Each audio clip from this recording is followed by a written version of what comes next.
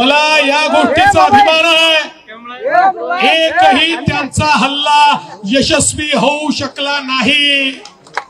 त्यांनी मोठ्या प्रमाणात मिसाईलचा वापर केला, त्यांचे सगळे मिसाईल हवेमध्येच भारतीय सेनेने उडवून दिले।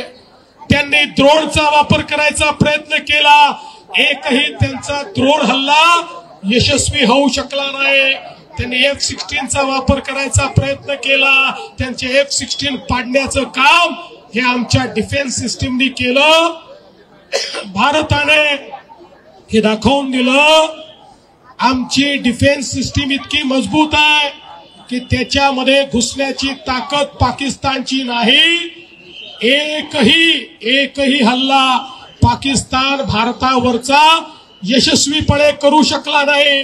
पण ज्यावेळी त्यांनी हल्ला केला त्यावेळी त्याचा जबाब देण्याकरता भारताने जेव्हा जवाबी हल्ला त्यांच्या सैनिकी तळांवर केला, पाकिस्तान घाबरला। पाकिस्तानला भारताची कॅपॅबिलिटी माहिती नव्हती, ब्रह्मोसची ताकद ही पाकिस्तानला माहिती नव्हती। ज्यावेळी त्यांचं एक एक सैनिकी तळ उद्ध्वस्त झालं त्यावेळी हाच पाकिस्तान जगाच्या पाठीशी सगळ्या देशांकडे गेला। आता युद्धबंदी करा, आता मध्यस्थी करा, आता युद्धबंदी करा, आता मध्यस्थी करा। भारताने सांगितलं पाकिस्तानला युद्धबंदी करायची असेल त्यांनी आमच्या पुढे गुडघे टेकावे। त्यांच्या सैनिकी अधिकाऱ्यांनी आम्हाला फोन करून त्या ठिकाणी विनंती करावी तर आम्ही युद्धबंदी करू।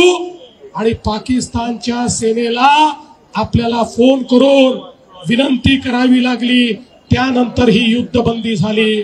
बंधू भगिनींनो, भारतीय सेनेची जी ताकद आहे ही ताकद पहिल्यांदाच आपल्याला पाहायला मिळाली, जगाला पाहायला मिळाली। भारतीय सेना आता अभेद्य आहे हे देखील आपल्याला पाहायला मिळालं। अशी आपली सेना आणि त्या सेनेच्या पाठीशी खंबीरपणे उभे असलेले भारताचे प्रधानमंत्री माननीय नरेंद्र मोदीजी, याच्यामुळे भारताची ताकद आपल्याला समजली। आणि म्हणूनच आज ही तिरंगा यात्रा आपल्या सैनिकांना मान देण्याकरता, आपल्या शहीदांना मानवंदना देण्याकरता आणि भारताची ताकद ही जगाला दाखवण्याकरता आपण या ठिकाणी काढलेली आहे।